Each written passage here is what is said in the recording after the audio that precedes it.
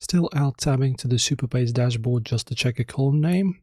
In this year, your editor should be smarter than that.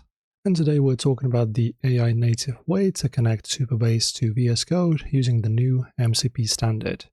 We're talking live schema sync and AI-generated migrations without ever leaving your .ts files. Let's get you connected. And the first thing you do is head over to the VSCode marketplace and install the official Supabase extension. So you just search for Supabase, and there you go, 100k downloads, that's what you're looking for. And once installed, you'll see a new Supabase participant in your Copilot chat. And then you just type add Supabase/link in the chat. It will trigger the OAuth flow, no more manual PAT tokens.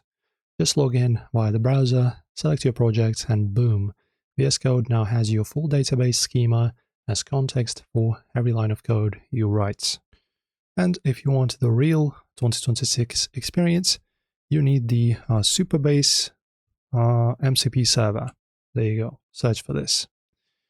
And in your VSCode settings, you go to MCP service and add the Supabase remote URL, which is https mcp.supabase.com/mcp.